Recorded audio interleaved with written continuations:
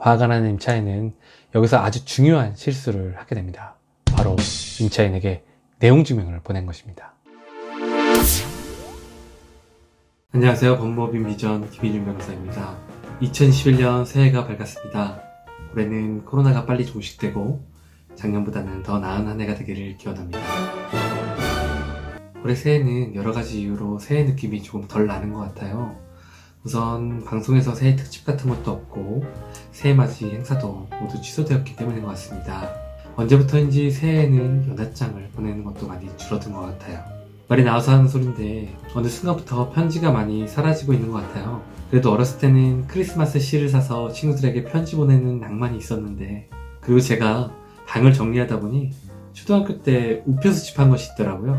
우편 도감 사서 제 우표가 내년 얼마나 오르는지 확인하는 그런 재테크를 했었는데, 이게 제 첫 번째 재테크였는데 지금 다시 보니 액면 가격도 안 나올 정도로 폭락했더라고요. 제가 낭만 세대 마지막이라 라떼 시절 얘기를 좀 해봤는데요. 요즘 구독자분들은 이런 감성 잘 모르시죠? 아무튼 다시 이야기를 하면 요즘은 편지를 잘 주고받고 안 하는 시대인 것 같아요. 그래도 가끔은 여러분들이 찾는 편지가 도착할 때가 있습니다. 그 내용을 읽어보면 막 심장이 벌렁벌렁하고 얼굴이 상기되고 그런 것인데요. 바로 내용 증명입니다. 그래서 오늘 말씀드리려는 주제가 내용 증명의 작성 및 대응에 대한 팁이니 영상 끝까지 봐주시고 좋은 정보 얻어가셨으면 좋겠습니다. 먼저 내용 증명이라는 말이 생소하지는 않으실 거예요. 내용 증명이란 우체국 창구 또는 정보통신망을 통하여 발송인이 수신인에게 어떤 내용의 문서를 언제 발송하였다는 사실을 우체국이 증명하는 특수 취급 제도를 말합니다. 내용 증명은 분쟁 발생 시 수취인에게 어떠한 내용을 보냈다는 증명력을 갖는 공신력 있는 문서로 서면 내용의 정확한 전달은 물론 보낸 사실에 대한 증거로 활용됩니다. 즉 내용 증명은 여러 가지 다툼의 상황에서 증명을 하기 위해 보내는 문서라고 보면 될 것 같아요.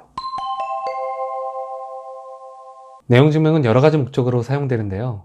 먼저 권리 의무 관계를 명확하게 할 필요가 있는 경우에 주로 이용됩니다. 채무이행의 최고, 계약의 해지, 채권 양도의 통지, 임대차 계약의 해지 등 그런 경우에 후일에 증거를 남겨준다는 의미로 사용되는 것입니다. 이는 법률적으로 의미를 가지는데요. 법률적 효과를 가져올 수 있는 의사표시의 경우 그것을 증거로 남기기 위해 사용하는 것입니다. 이는 내용 증명이 아니어도 상관없지만 내용 증명의 경우 그 의사표시가 명확하게 전달되었다는 것을 증명해 주기 때문에 자주 이용하는 것입니다.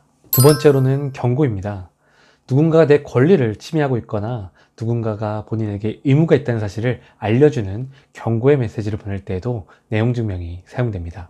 예를 들어 특허상표 저작권 등 침해 사실을 고지하고 그러지 않으면 고소나 손해배상 소송을 하겠다는 사실을 알리거나 당신이 나에게 무엇을 해야 될 의무가 있다고 알리고 언제까지 이행하지 않으면 불이익을 당할 수 있다는 사실을 알리기 위해 사용합니다. 이 경고의 의미의 경우에는 본인이 직접 작성한 경우보다 로펌에 발송 의뢰를 하여 보내는 것이 더욱 효과적일 수 있습니다. 마지막으로는 증거 보전의 경우입니다. 내용 증명 그 자체로서는 직접적인 법적 효력이 발생하지는 않는데 어떠한 내용에 대하여 그 독촉한 사실의 증거가 필요할 때 사용하기도 하고요. 또 소멸시효 연장 때문에 사용하기도 합니다. 채권에는 소멸시효가 있는데요. 그래서 이 소멸시효 기간이 거의 끝나갔는데 소송을 아직 하지 못하였다면 이때 이에 대한 청구 요청을 내용 증명으로 보내면 6개월의 연장 효과가 있습니다. 이는 일반인들은 잘 알지 못하지만 법률가들의 추천으로 보낼 때가 있을 거예요.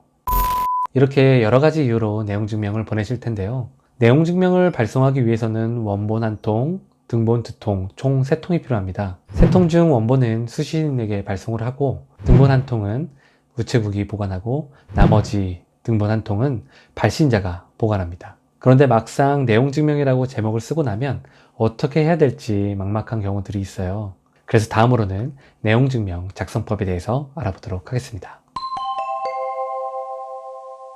먼저 A4 용지를 준비하시고 내용 증명은 처음에 편지 이야기했던 것처럼 자유롭게 작성하시면 됩니다. 제목도 최고서, 통지서 등 어떠한 제목을 선택하여 기재하셔도 좋습니다. 제목을 쓰셨다면 발신인과 수신인의 성함과 주소를 기재합니다. 여기까지가 정해져 있는 것이고 이제 내용을 작성하면 되는데요. 내용에 있어서는 6하 원칙에 맞춰 상대방에게 전달하고자 하는 내용을 간단, 명료하게 기재하면 됩니다. 그 내용에는 자신의 권리 및 상대방의 불이행 사실을 빠뜨리지 않고 작성하면 됩니다. 또한 이행을 촉구할 때는 약 2주 정도의 기한을 주어 그때까지 이행하지 않으면 어떠한 불이익이 있는지 명확하게 작성하면 됩니다. 간혹 하고 싶은 말이 있다고 해서 주저리 쓰다 보면 추후 소송에서 불리한 증거로 이용될 수 있다는 점을 명심하셔야 돼요. 이는 후일 분쟁의 발생 시 중요한 증거로 소송의 승패에 상당한 영향을 미칠 수 있기 때문입니다.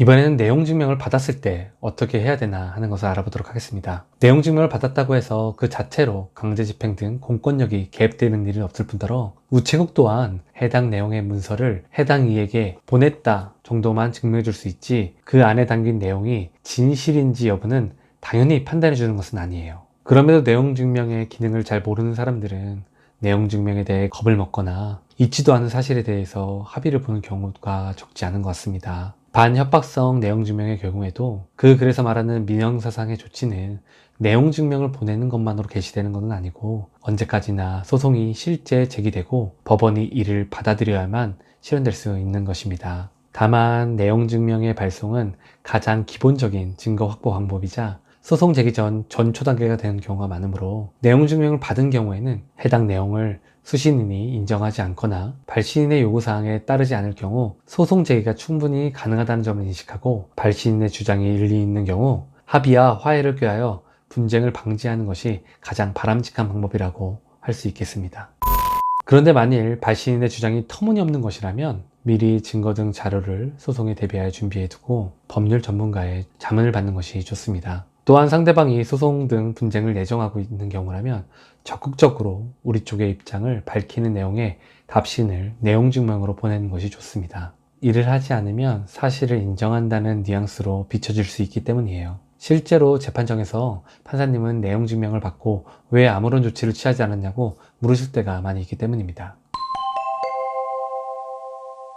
마치기 전에 내용 증명에 대한 소송 경험을 한번 말씀드려 볼게요. 사건은 간단해요. 임차인이 임대인과 상가 임대차 계약을 체결하였는데요. 계약기간 5년, 보증금 1억에 월세 500만원의 계약이었습니다. 임차인은 계약금 2천만원, 중도금 2천만원을 냈지만 잔금 날짜가 다가오도록 임차인은 상가에 아무런 인테리어 공사를 하지 않았어요. 임대인 입장에서는 여러 가지로 불안한 마음이 들기 시작했어요. 그래서 임대인은 수소문을 해보니까 임차인은 다른 장소에서 사업을 시작하기로 했다는 것이었어요. 화가 나는 임차인은 여기서 아주 중요한 실수를 하게 됩니다. 바로 임차인에게 내용 증명을 보낸 것입니다. 우선 내용 증명을 보내지 않았다면 임대인은 어떠한 권리가 있었을까요?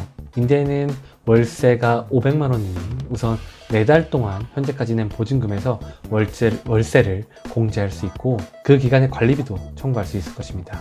그리고 새로운 임차인을 구할 때까지 임대인에게 월세를 청구할 수도 있겠죠. 장장 5년 동안요. 그러나 임대인은 실수로 보낸 내용 증명에서 임대차 계약을 해지하겠다고 통지했고 임차인은 계약 해지에 동의한다고 답변을 해서 합의 해제가 되어버린 것이죠.